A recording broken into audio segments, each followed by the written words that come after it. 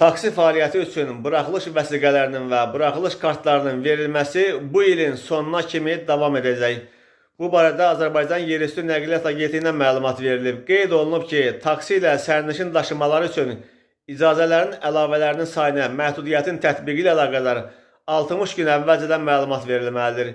Qeyd ediləni, eləcə də icazələrin verilməsinə kvotanın tətbiq edilməsi haqqında qərarın 1 noyabr tarixindən qüvvəyə minməsini nəzərə alaraq taksi fəaliyyəti üçün buraxılış vəsiqələrinin və buraxılış kartlarının verilməsi 2025-ci il 31 dekabr tarixinə kimi davam edəcək.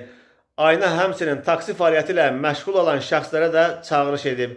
Bildirib ki, növbəti illərdə istehsal tarixindən 15 il ötmüş avtomobillərin taksi fəaliyyəti üçün istifadəsi mümkün olmayacaq. Bunu nəzərə alaraq köhnə nəqliyyat vasitələrinin, xüsusən də istehsal tarixi 2011-ci il olan avtomobillərin verilmiş müddət ərzində yenilənməsi tövsiyə olunur.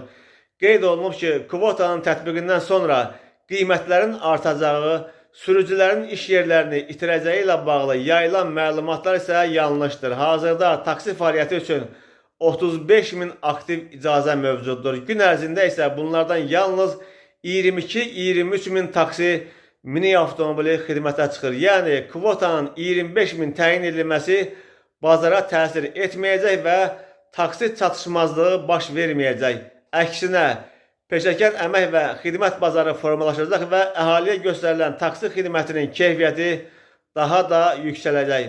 Kvotanın tətbiqindən sonra sürücülərin iş yerlərini itirəcəyi ilə bağlı məsələyə aydınlıq gətirilərək bildirilir ki, limit sürücülərin deyil, nəqliyyat vasitələrinin sayına tətbiq edilir. Yəni, bu addım iş yerlərinin sayına təsir göstərməyəcək. Hazırda taksi daşımalarında sürücülərə kifayət qədər tələbat mövcuddur.